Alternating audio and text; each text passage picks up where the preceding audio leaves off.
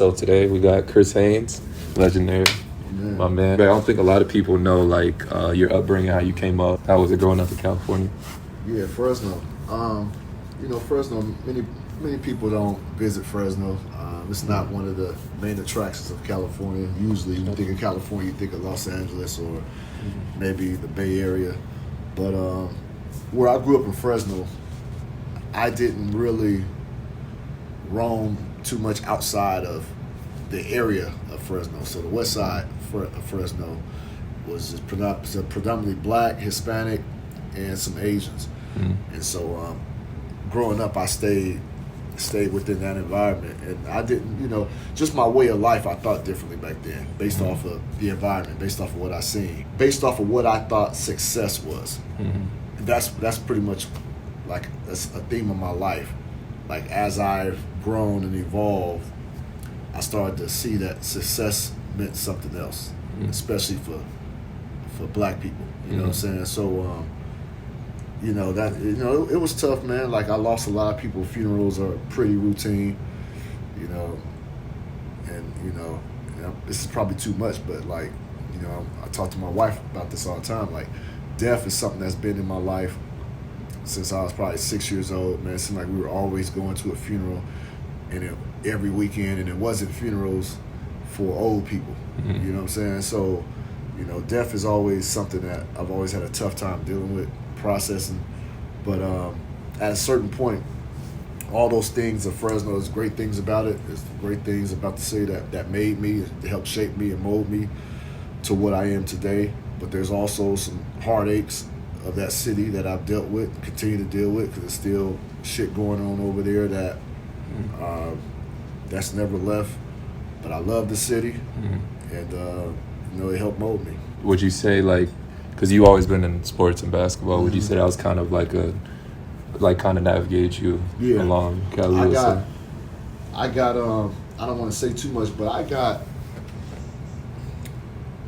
family ties that are Crip affiliated back in Fresno. And if I was going to go, I'm not gonna call no sets out or anything like that, but if I was going to go that route, I would have went there. But I have a cousin who I'm not gonna name, but I have a cousin who is he's been connected ever since he was 14, 15, and he is 7 years older than me. And he's a high-ranking member. And I always thought he would bring me in growing up. I always thought he would. And he never did. He never when I would see him, he would keep it he'd keep it light, maybe give me a little bit of money here and there, but he would never try to bring me over. And then the other folks he was associated with, that's with him in the set, they would know not to mess with him. Don't try to, not him. And I wasn't I was a late bloomer in basketball, so I can't say they did it because they saw a basketball future in me. But I just think my cousin, just understanding the lifestyle and knowing me, he didn't want to see me in that type of a situation. So, I have to credit him for keeping me away from that. But I would just say the tough part about growing up like that is that I had no, what I seen success was my cousin. That was success. Because I seen him have money. I seen him have the cars. You know what I'm saying? I didn't know all the different shit that he had to go through on a day-to-day basis just living that life. But that was success. The hustlers, that was success to me. My uncle, what he did, I ain't put him out the boy. He did, that was success. So it's it took, we could get to that later, but it took me getting out to see damn, how black folks really live. Bro, I hated the Cosby Show growing up. Growing up, I hated the Cosby Show. because I didn't see black people like that. The Cosby Show got Bill Cosby is a doctor. Mm-hmm. His wife, well, she's a lawyer. Yeah. She's an attorney. Yeah. Their parents went to a black college. Mm-hmm. Then those two went to a black college. And then their kids, what is it, like 5 or 6 of them? Yeah.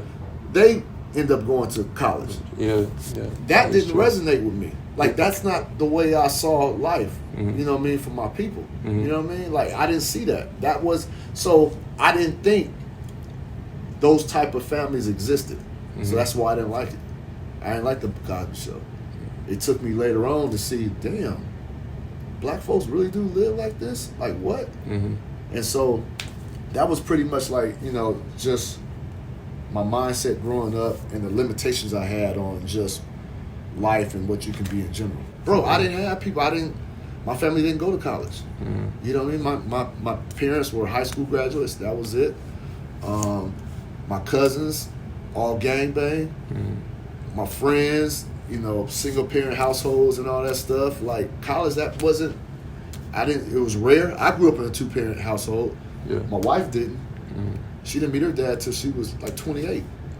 So it was just unrealistic. The living nice, like that. Mm-hmm. Living nice on a legit way. Mm-hmm. Your father is a doctor, mother is an attorney, kids going to college, and being married and staying together. Yeah. That didn't resonate with me. In high school, when you got in, because Yeah. you hooped in high school. Yeah, I hooped in high school. Did they because you said you were going to take you were stinging in your cousins, right? But they never let you get in that. Yeah. How did you stay focused, hooping and not getting involved, Well, even during tough moments? Yeah, when I was hooping, it was a little bit more emphasis of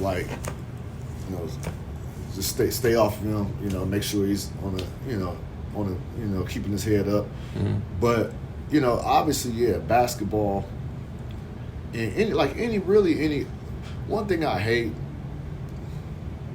about us is that, man, it's like a lot of times we grow up in poverty situation, grow up in the hood or whatever. It seemed like, man, for us, it seemed like the only outlets you have are sports and rapping. There's way more options out there, but we're limited to those options. Let me tell you a story. Peep game.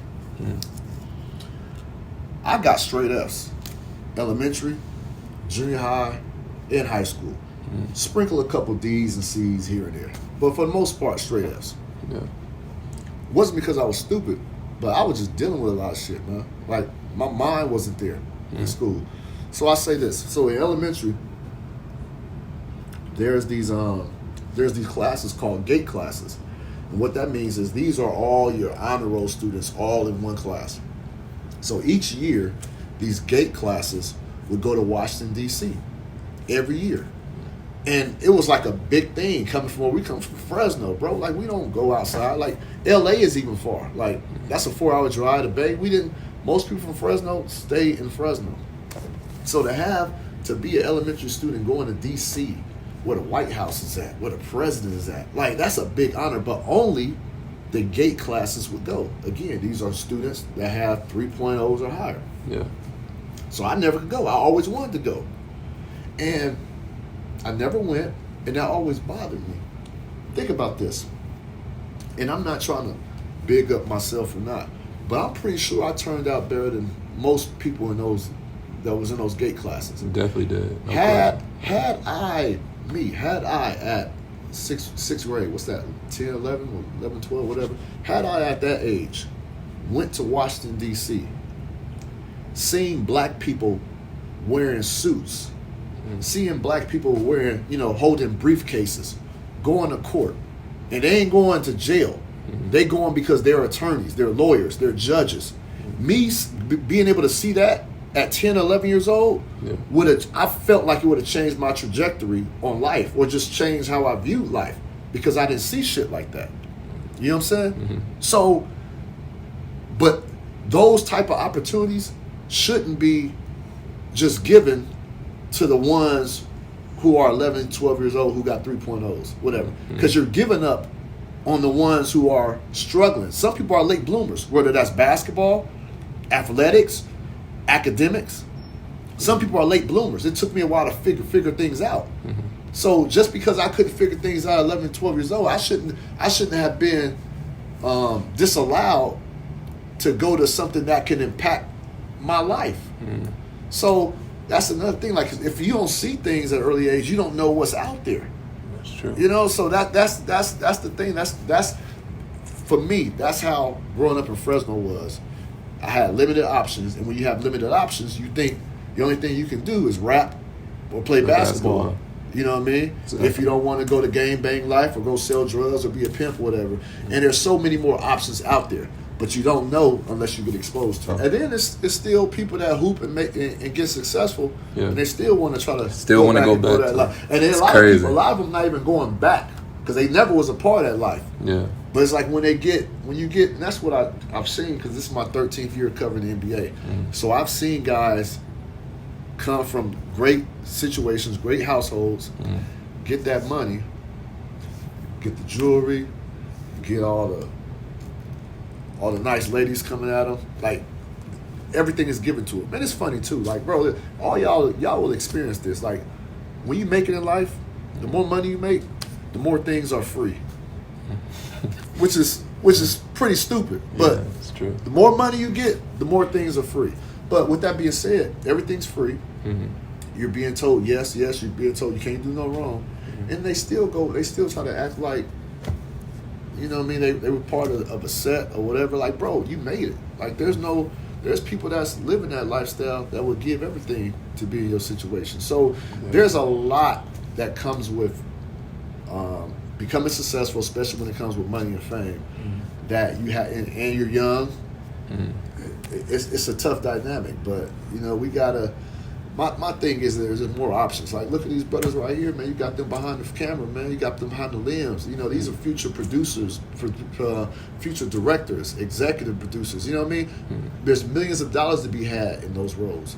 That's what they need to know. Like, don't look at. A lot of times people want to be in my situation, which is cool. Be in my situation. You see me on TV, fine, cool. Mm-hmm. But I'm gonna tell you what. Who has more power than me?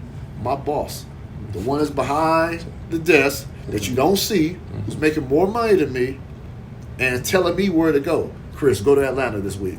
Chris, go to New York this week. Go.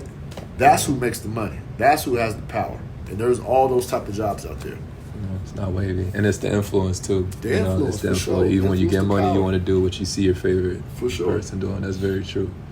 That's very true. Well, you only did 2 years in college when you. When you played, you did 2 years, right? I played 2 years. 3 years. One of the years was a red shirt. Okay. But this is a funny thing. So people didn't know this about scholarships.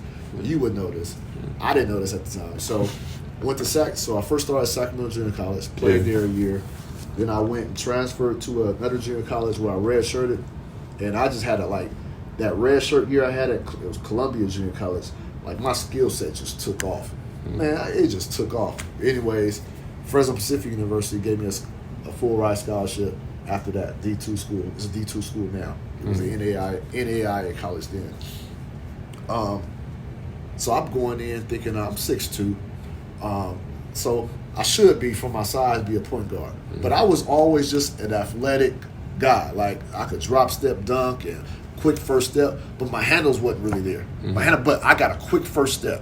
And I've always excelled playing my game. But my coach, his name is Clark Sheehy, shout him out. He was like, nah, you got to play the point at this level. You got to play the point.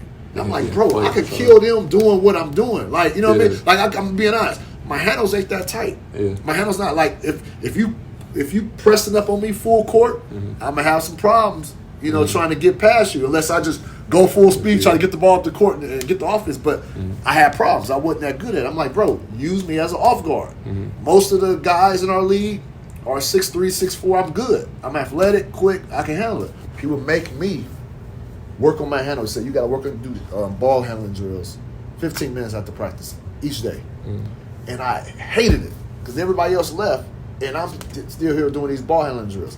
I didn't take it seriously. Sometimes I would leave. Well, I'd say most times I would leave and don't do it. And I didn't play really at all that year. Hey, I'm on a full ride scholarship. Didn't play at all. Really much. So at the end of the year, you have your meetings. So let's go. You have your meetings. Yeah. And he tells me, he's like, hey, Chris, you're a great locker room guy. Yeah. You know, you did, you know what I mean, everybody loves you. You know, you practice hard. Yeah. But, you know, you just didn't take to the fact that I wanted you to work on your ball handling skill because I wanted to use you at the point guard position because I believe you could have helped me, but you didn't do it. So you didn't improve that area of your game. And you only played 8 of our 28 games this year. So for that, I want you back, but I have to reduce your scholarship. And I'm like, reduce? Like, I didn't even know this was an option. I'm like, what you mean reduce my scholarship? To me, I got a 4-year scholarship. You know what I mean? Yeah. He was like, we want to reduce it to 20%. Yeah. Give me a $7,500 scholarship, and I have to take out loans for the rest of the way. Wow. But this is what I learned for those hoopers out there. Yeah. Your scholarship is an annual thing. It's a year-to-year thing. Now, if you're great, if you're a top 5, if you're a 5-star recruit, yeah, you don't have nothing to worry about. But for you guys that's just barely on the cusp and you get a scholarship, that thing is renewed each year depending on how you perform that year. I didn't know that. I thought I was set. So when he did that, I was like, all right, hooping is done. I'm not going, you know, overseas is not happening. Like, because I just wanted to play overseas, make money doing it. It wasn't happening, so that's when I transferred to Fresno State. So I did 2 years of just being a student at Fresno State and graduated in kinesiology. My plan was to be a PE teacher and a basketball coach. Okay. So that's how I transitioned. After that, at what point, you were a security guard for some time, weren't you? Yeah. How'd you get into that? Was that right after college you got into that? Yeah. So, all right, so this is the thing, too. So you grow up hearing if you get a college degree, you can make such amount of money a year more than someone with a high school diploma. You always hear that. And then if you get a master's degree, you'll make so much more money than someone with a bachelor's, right? You always hear that growing up, right? Yeah. So here I am. Finally, I'm not a straight up student no more. Like, I figured it out. Again, I'm a late bloomer, bro. I ended up graduating at 27 years old. You know what I'm saying? Yeah. Got married. I was 21. She was 18. Is that right? Yeah, married. So I was like, I would go to school, go to work, you know what I mean, take time off. Like, it was just a long process. But when I'm at Fresno State, I'm getting 3.0s and everything, getting good grades. Just figured it out. Just do your work. You know what I mean? It ain't you know what I mean? Just do your work. Like, people try to, you just smart. You smart. Like, no. The assignment, they give you the assignment. It's due on Friday. Yeah. Turn it in on time. That's it. Yeah. That's all the kids, when in elementary, that's all, they figured it out. They just knew. They were just more disciplined. It wasn't, and I'm looking at them, and I think most people look at them as, they just smart. These are bright kids. No, they just know how to turn their work in on time. That's it. Yeah. So once I figured that out, so I'm getting good grades, and again, I'm getting my degree in kinesiology to be a PE teacher. So it's like the first year I'm there, it's like all this hope. Oh, can't wait till y'all graduate. You're going to hit the market. You're going to hit the field. You're going to have all these. You're going to be a good PE coach, and you're going to be blah, blah, blah. The second year, my final year up there, it's probably time to graduate. The tone changes. It's like, yeah, the market out there is bad. It's dry. Like, they're letting go because they're letting go of. They don't have PE teachers like they used to. You know what I'm saying? Like, and in the school systems across the country, they've cut PE from a lot of schools, even some high schools. Yeah. Before, when we came up, PE was just part of everything, right? Yeah. And now it's not. And so that final year, they were like preparing us, telling us like, yeah, it's not looking good. They're removing PE from school curriculums, and so I'm knowing like, all right, it's might be a little tough, but I'm thinking like, man, I got so much to add to a school program. Like, I'm gonna be a basketball coach too, and I play at college. Like, it's not gonna affect me. Yeah. So that was the plan. So my last semester, so the final 5 months before graduation, I had to take a writing course, and it was an African American writing course. It was elective. I had to take to graduate. Took that class, and I love history, especially African American history. Love it. For those that don't know, look up Amos and Andy. And that's one thing I want to do, start my own production company, do some documentaries. But Amos and Andy, legendary show back in the day in the 50s, that paved the way for a lot of black TV shows nowadays. I just want to throw that out there. But I'm in this African American writing course, and I can't write. Like, I couldn't tell you at that time, I couldn't tell you the difference between they are, their, you are, your. I couldn't tell you the difference. And so, but I love history. I love telling our stories. So I'm writing these stories and doing these assignments, and I'm getting good feedback from my instructor. And he was like, man, you're getting better. He's teaching me like the difference between these words and make a proper sentence and changing these run-on sentences and doing all that. And so he's like, bro, you got some talent. And I liked it. I like telling stories, like our people. You know what I'm saying? And so I was like, you know what? I wonder if I can transition this into writing about sports. Because that's what I like. So I would go home, watch a game on the TV, and just like write a story about it. And I would send it to different publications. And then they would be like, hey, you're talented, but you're in Fresno, and we can't do nothing with you. But if you move to the NBA market, we can't hire you. Slam Magazine was the one. It's like, we can't pay you, but we can publish your work, promote you, get you out there, get your name started. I'm like, all right, cool. So I convinced my wife to move to Portland so she could do her master's, so I can go out there and pursue this dream of covering the NBA. I'm 28 at the time. So I go out there, move to Portland. I picked Portland because LA was too big. I ain't never really been out of Fresno. Yeah. And so I really thought I was going to go back. I thought I was going to give it a try and end up coming back. But I picked Portland because it was a 12-hour drive. LA was too big. I couldn't think of even being in LA, like, just too big, too overwhelming. You know what I mean? Sacramento, I went to junior college there for a year. I'm like, I ain't really feeling that. So I picked Portland. And here I am. So I'm credentialed to go to Blazer games, Portland Trail Blazer games at night if I need a job. Support the family. At that time, we got 3 kids. And so I'm looking for work. So here I am. I have a degree in kinesiology. And, bro, I could not find work. And I'm thinking, you hear all this stuff about get your degree, get your bachelor's, get this. And I got this, and I can't find no work. And it's like, it's tripping me out, bro. Like, and so the only work I could find is to be a security guard. So I was a security guard at a high school and a security guard at an apartment complex. Okay. I did that. And no disrespect to the security guard professionals or people that do that, but I was just in a depressed state doing it because I went to school and put all my work into trying to become a PE teacher or a head basketball coach, and I got a degree to work security. It didn't add up. Yeah. But I had to do what I had to do because I got a family. Yeah. So I did that for a year, and I went to games at night, Blazer games at night, and I was just on a mission, bro. And so let me say this. So I answered your question. I got to it, man. I answered this question about how I became a security guard.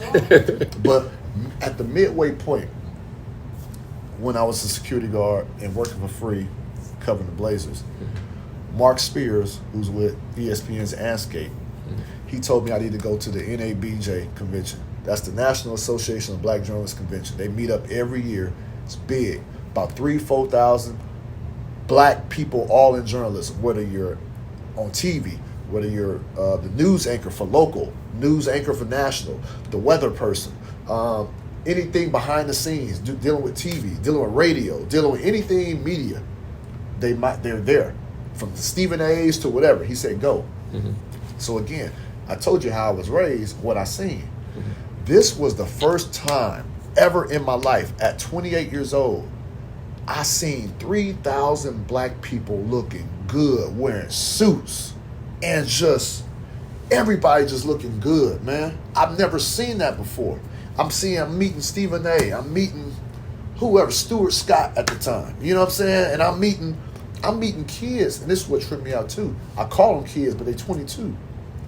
I'm meeting kids at 22 who are already working at ESPN, working there, and because we got name tags and they got your job title on a name tag. So I'm looking at them. I know they just graduated not too long ago, and they saying ESPN and they're saying something producer or something. I'm like, hold on, you work at ESPN? They're like, yeah, I'm executive for something, blah blah blah. Like titles that I don't even know of, I've never heard of before, and they're not TV roles, but they're nice paying roles behind the scenes, and they live in Bristol. And I'm like, what? Y'all live in Bristol? You got this job right out of college? Where I come from, graduating at 28 is normal. You know what I'm saying? It take us a while to figure things out. Like we'll dibble and dabble in it, come back. That was normal. I never knew people really graduated at 21, 22, and then hit the career field of their choice. So here I am seeing all this black excellence, man, and I'm 28, and I just felt so behind. I felt so behind. I felt like everything I saw, everything I was told was not everything, but was wrong. You know what I'm saying? Like I had a wrong mindset and the wrong vision. And so when I saw that NABJ, I left depressed because I felt like I wasted the majority of my 20s, but I left extra motivated because I was like, I'm going to catch up. I'm going to catch up. I'm going to catch up. I'm going to get what's like, I'm going to accelerate this. Like I'm going to get mine. So when I left, and it was in July of 2011, I went back and I was like killing even more. Breaking news, getting these exclusive stories. Like I was just on a mission. And so towards the end of 2011, Comcast Sportsnet Northwest at the time, it's NBC Sports Northwest now, but they air all the Blazer games. They were hiring for the first time a Blazer beat writer, somebody who would appear on TV 3 times a week, someone who would travel with the Blazers everywhere they went, write stories, daily. And long story short, I got the job. After doing that for a year for free and working as a security guard. Bro, I couldn't wait to put in my 2-week notice at that security guard. I tell you, bro, I couldn't wait, bro. I left miserable, man. Like, because where I was a security guard at it's a city called Molalla. All white people. That's like out in the country. Where black people you don't see black people. So, you're seeing Confederate flags around. I'm getting called nigger and stuff like, you know what I mean? I got called nigger by students and stuff like that. And so, like, I just didn't want to deal. It was just tough to deal with, man. I just felt really, it was a tough time. But, bro, I couldn't wait to quit. Got the job. That's how my career started. So that was security guard to getting to cover the Portland Trailblazers. And I covered the Blazers for 4 years. Covered the Cavs for 2 years. Covered the Cavs for 2 years, and then Warriors for 2 years, and then I became national from that. Okay. Went from covering the Cavs to the Warriors. I didn't want to cover the Warriors. Why? That's well, so I covered the Blazers as a beat writer, and then I started seeing the respect that national NBA reporters would get when they came to town. And so, for people that don't understand this dynamic, like, there's local media and there's national media. National media has, like, a bigger profile. Yeah. Everybody reads you. Local media, you just have a local audience.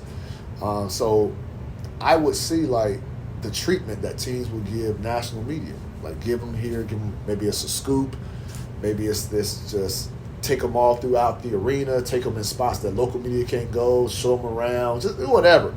And I was like, I want that. Like, I want that.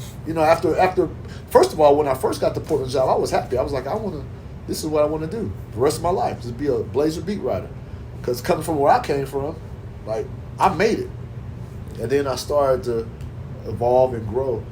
And so my plan was after Portland, because I developed a great relationship with Dame, who's my dog, going through his thing right now with this trade situation.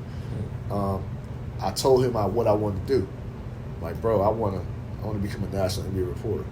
And he was like, well, you got to leave then. And when he said that, I was like, all right, okay. So it was just at the time when LeBron announced he was going back to Cleveland. 2014, after his Miami stint. The Cleveland Plain Dealer, for whatever reason, let go of the majority of their sports staff and were hiring new people. Long story short, I got that. So me going to cover the Cavs, to me, my plan was that was the stepping stone to becoming an athlete, because I felt like I had to cover a top beat to get some exposure, to get to that national NBA role. Yeah, very true. Picked Cleveland and got the job from Cleveland. She already let me know. We're only doing 2 years of Cleveland. Like she wasn't messing with Cleveland, bro. She was not too cold, right? Yeah, we from California, bro. Yeah, you need you that know heat. What I mean? Like, bro, I remember when I went to New York for the first time. I don't like New York. Yeah. Oh my, I love New York. I feel like it's too busy. That's me. It is. Yeah, I feel like I it's like too busy. that. It's a change of pace. It's something different. Yeah. That's but true. I remember when we went to New York.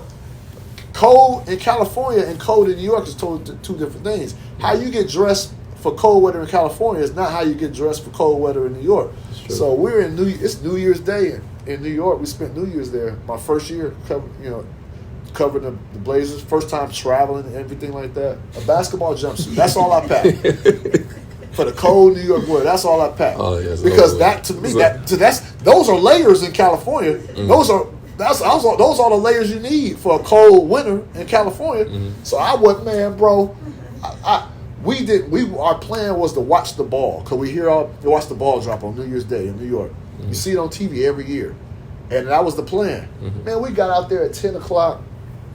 I couldn't stay out there no longer than 15 minutes. The wife got mad at me. I'm like, we going to the hotel. I ain't staying till midnight watching this ball drop. It's too cold, and so we missed it. So she always brings that up. But why did I say that? Why I bring that up, man? That we just talking about when you got the Cavs to the Warriors. Cool, so that was my the Cavs were my that was going to be my stepping stone, and she didn't. Cleveland's too cold, and I remember I did 1 year, and I knew I had to dominate.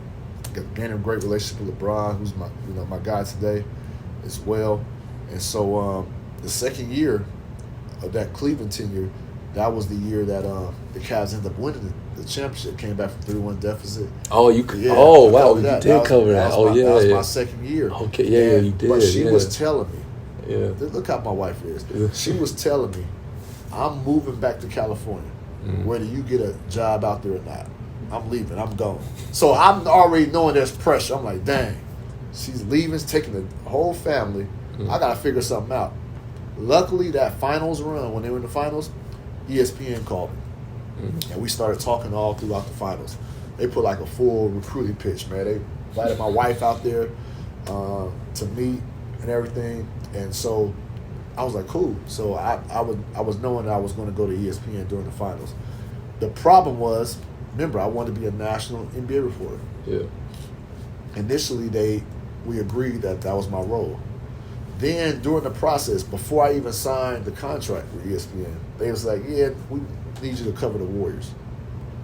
And I'm like, what? Nobody around the Warriors did because they had KD. Yeah, they did. Yeah, that's true. They had just got KD. KD. That's what kind of changed things. Like, we need more over there. But from my standpoint, you got to understand, I was a Cavs beat writer. You understand how intense that rivalry is? I don't know any beat writer ever in history, especially not in the NBA. Like, what's a big rivalry in the NBA before? Like the Celtics-Lakers back in the 80s? Lakers, yeah. Imagine a beat writer covering the Lakers from, even I'm not a fan. I don't care who wins or loses, whatever.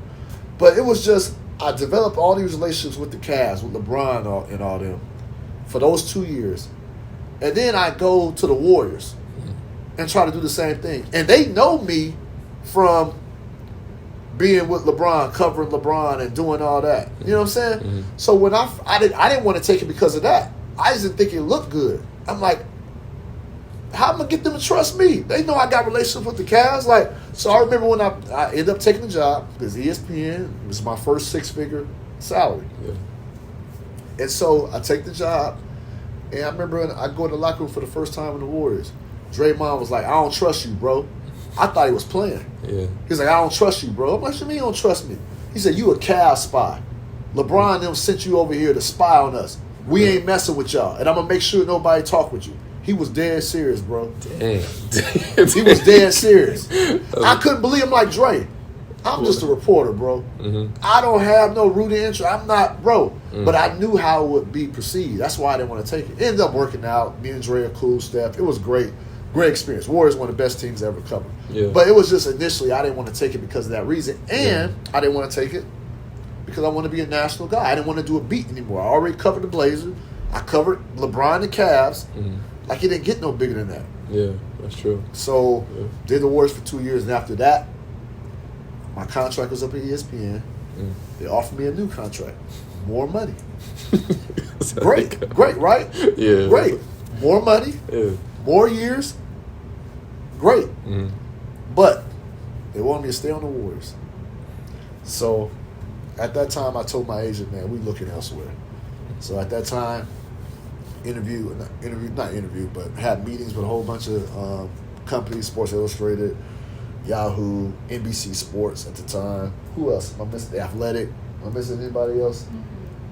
Bleacher Report reach out to you? No, Bleacher didn't. No, Bleacher didn't reach out. That they wish they did. Yeah, at that time they did. did. And so I picked Yahoo. Okay.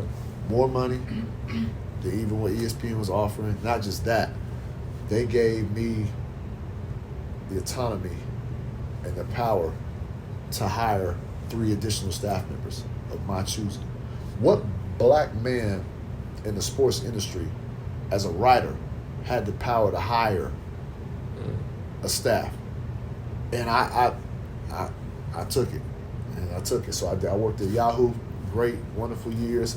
My first national, I'm national now. Yeah. And then so the good thing about going to Yahoo, when you at ESPN is big.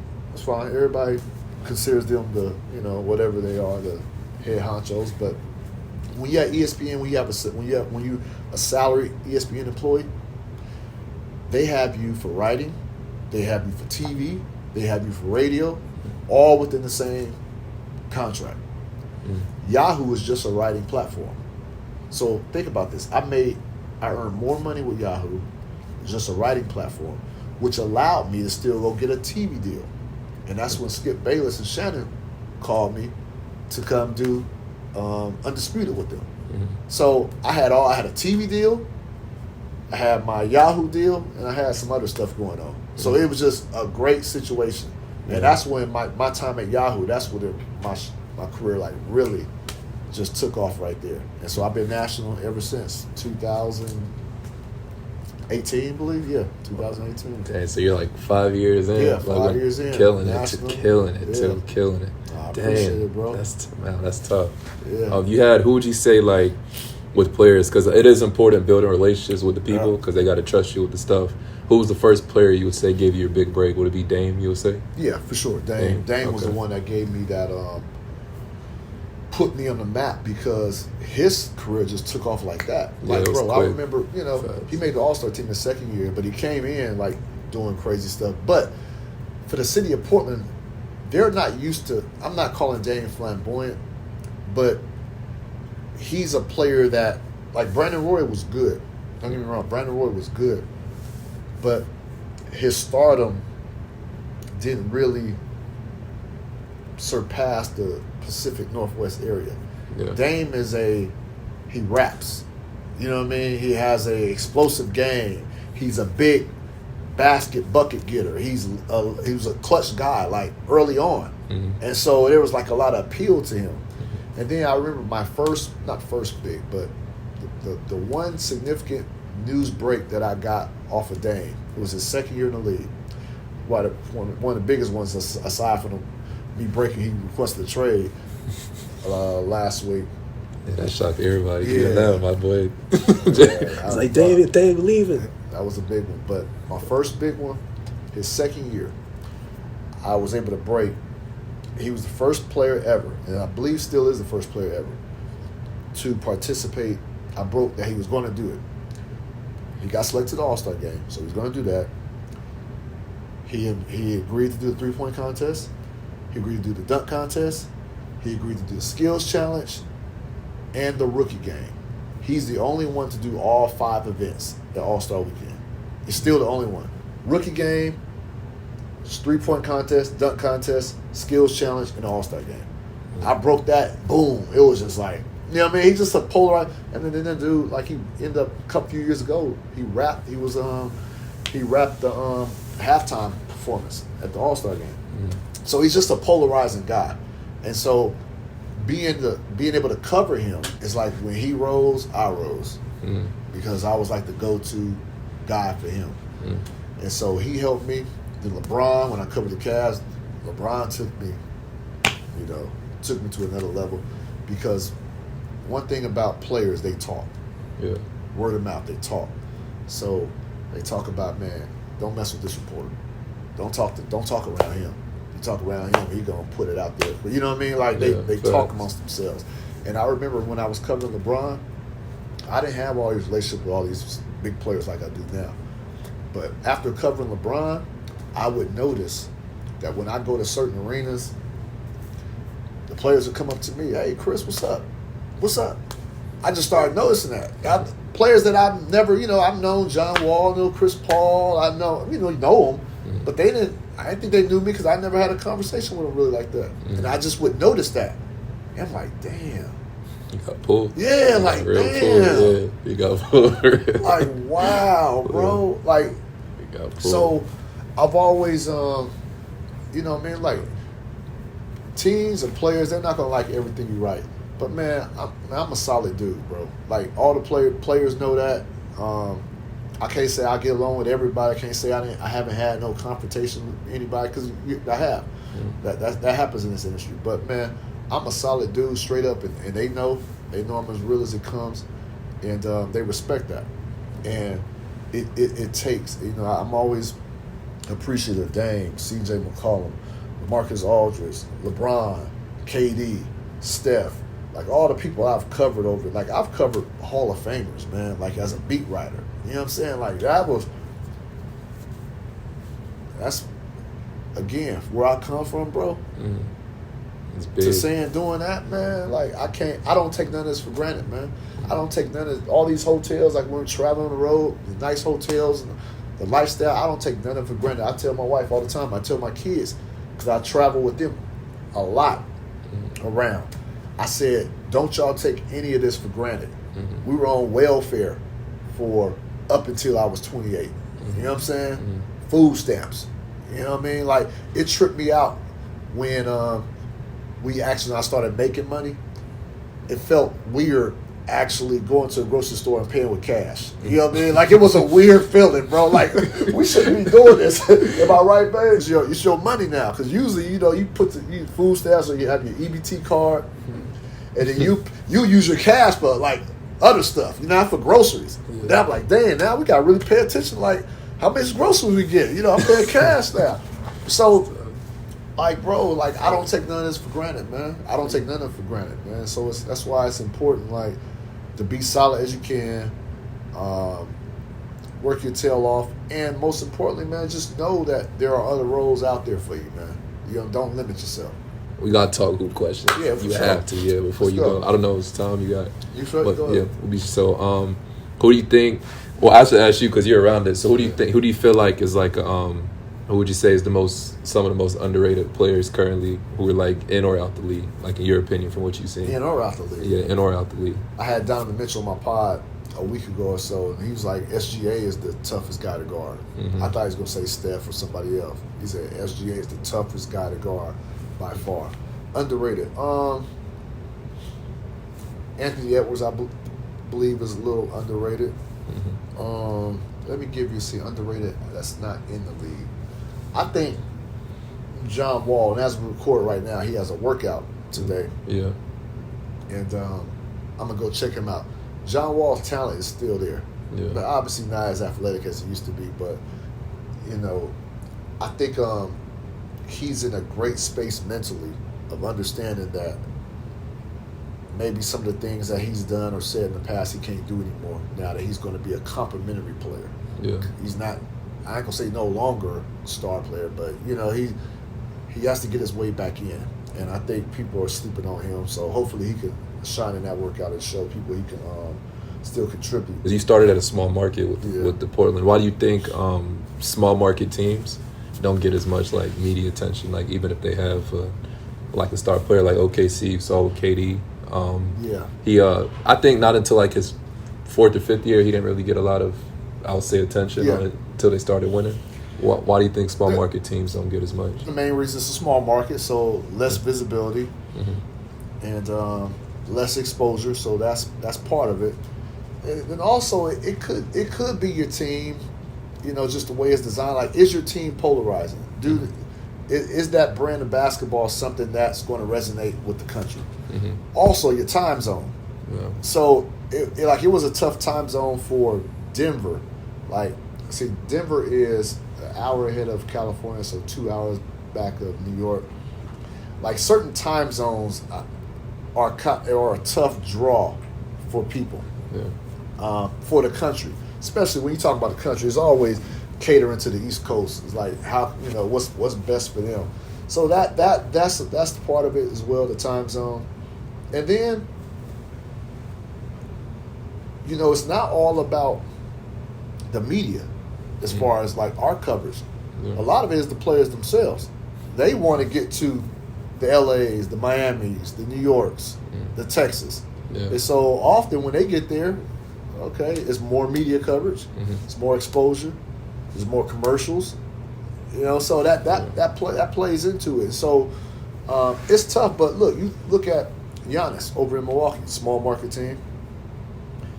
Him being there, raising them to a level of one of the most elite teams out there in the league. But they still, that visibility is still not like, it ain't like an average Laker team is probably going to draw more than a really good Milwaukee Bucks team. Yeah, that's true. Because you're in the LA market, especially you got LeBron. Like, LeBron just draws. Like, LeBron and Lakers coming together is just like ratings gold. So, there's different time zones. There's, again, small market, less media, less exposure.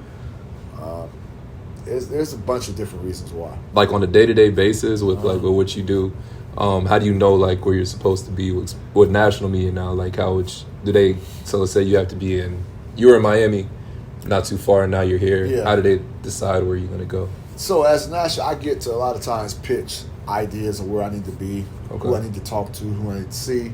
When I was in Miami, that was the NBA Finals, so I'm going to be there. I'm not missing the Miami trip. But facts. That's pretty much how it goes, man. But a lot of what I do, like, as you've seen, I take a few calls, while we're doing this. Make sure I don't miss a call, make sure I'm making my calls and things that I'm hearing. Making sure I follow up on it, see what's out there. This is free agency season, so you're trying to break free agent news. You got trying to break trades. James Harden trades likely going to go down this summer. Damian Lillard likely going to go down this summer. So those are two big players that are out there that we're trying to get to a resolution.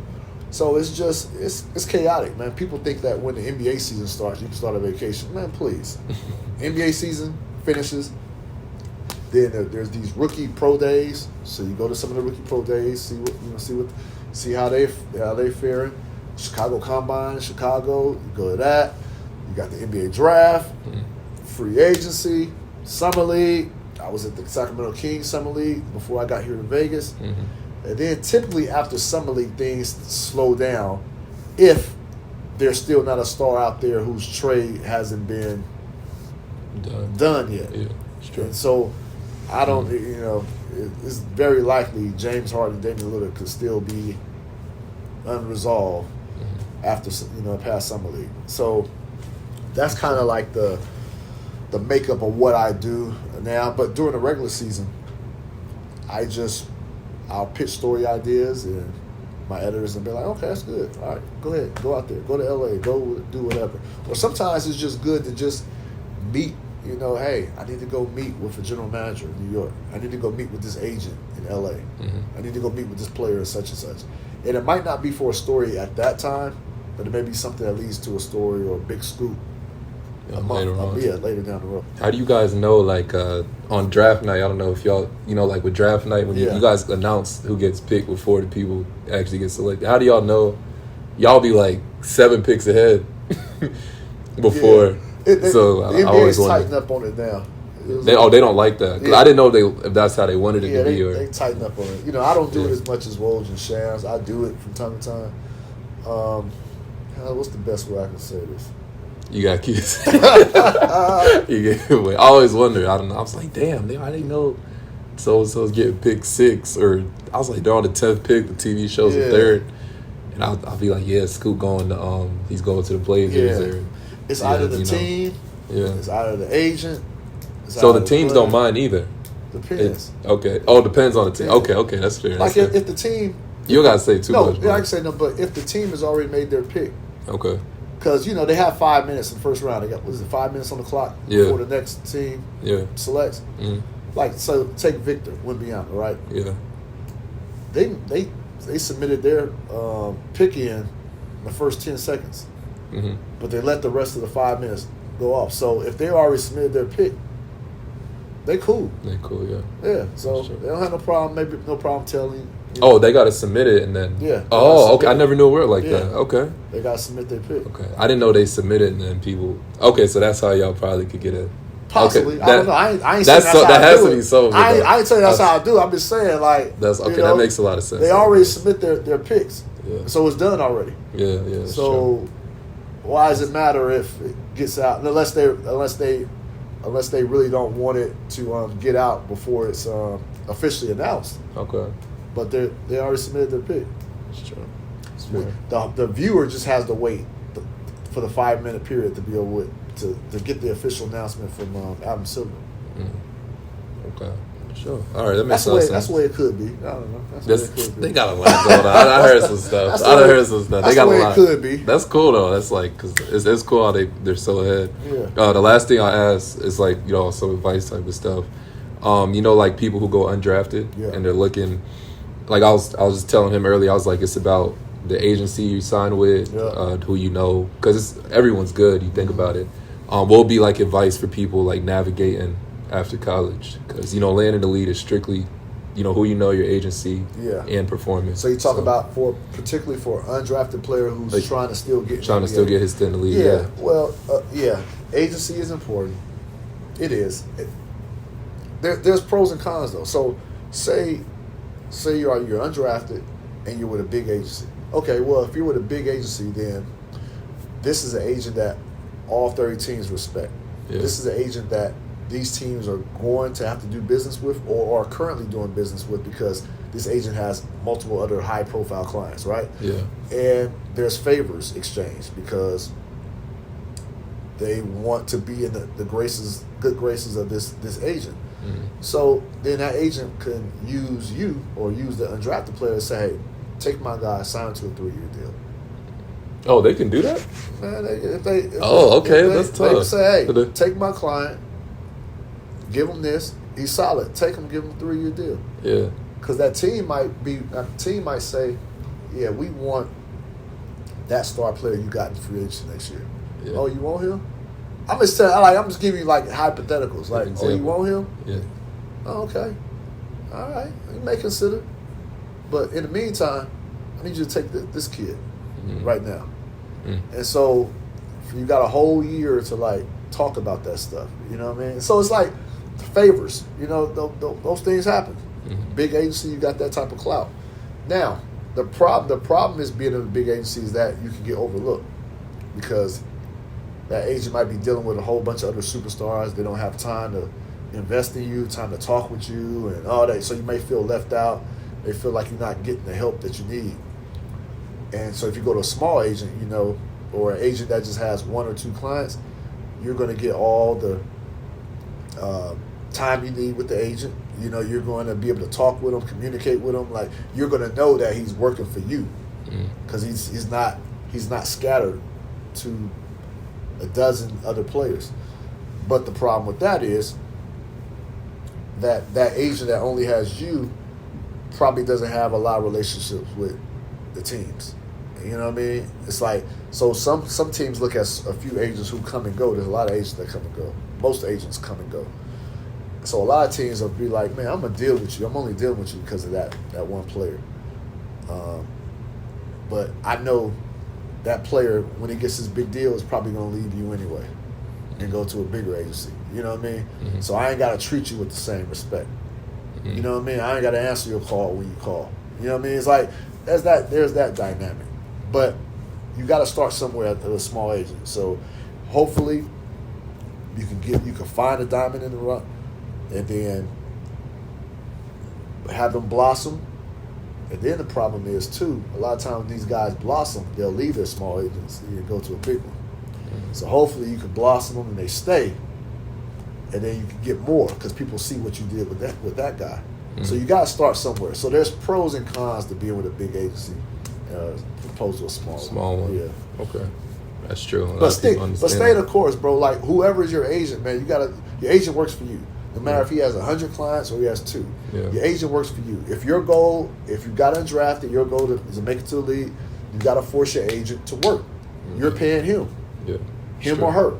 You're paying him or her. So make them work, make them earn their money, and that's it. Don't give up on your dream, though. Sure. Thank you. I heard that. That's free game for people. I don't think a lot of people talk about that side of stuff. Yeah, they just think, that's if I'm good enough. Yeah, it's and I seen that firsthand because I didn't understand it at first until I was like, okay, this is how this works. Yeah, So that's behind the scenes. It's not all about being just the best. Yeah, for sure. It's all behind the scenes. Agent is very important in this business, and they do a lot behind the scenes to try to maximize it. And again, there's pros and cons to both sides. Going to big agent, small agent. At the end of the day, whoever you pick, just make sure they're working for you. That's it. So, all right, man. Thank you so much for doing this. All love, bro. And giving us time. Appreciate it, man. Thank you so much. Appreciate you.